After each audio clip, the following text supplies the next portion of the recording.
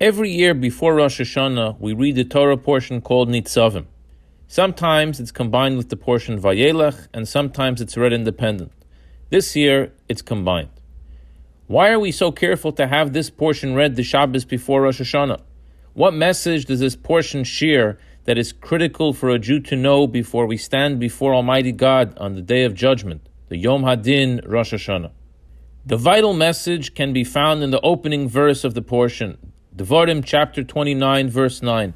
Atem nitzavim hayom kulchem lifnei Hashem Elokeichem, Roshechem, Shiftechem, Zichneichem, V'shotrechem, Koilish Yisrael.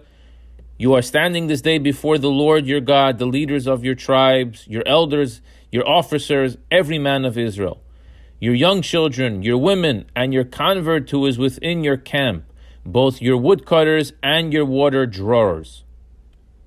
What day is the verse referring to in which we all stand before God? The answer is Yom Hadin Rabbah, the day of the great judgment, Rosh Hashanah.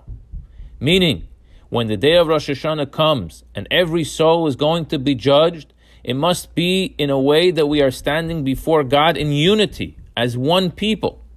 From the holiest and most righteous to the lowliest and least righteous, from the head of the people to the one who can merely draw water from a well, from the Jew with impressive pedigree, Yichus, to the recent convert, before God we are one nation, Am Yisrael. There are two ways to approach Jewish unity.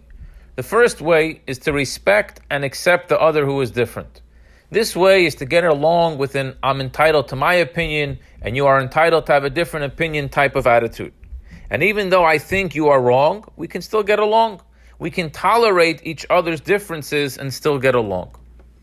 The second way to reach Jewish unity is to recognize that the other person, the one who thinks differently than I, who is less religious than I, who has a much less overtly meaningful impact on this world than I, is actually a compliment to me. Not only do I tolerate them and respect their right to have a different opinion, but I feel love for them, as for without them, I would be incomplete. They complement my wholesomeness. Everyone serves a purpose in this world, and in order for God's mission to be fulfilled, He needs all hands on deck. The head in the collective Jewish body and the hand in the collective Jewish body don't just tolerate their differences and still get along to function properly, they complement each other. The spiritual giant recognizes that without other types of Jews, God's mission for this world couldn't be fulfilled. It takes a lot of different parts coming together to have a healthy, functioning, and productive body. This second approach to Jewish unity is what we need on Rosh Hashanah. Every Jew, when standing before Almighty God, realizes how he or she is only part of a much larger body of Am Yisrael. We don't just tolerate and respect, but we actually complement each other. This is much easier said than done.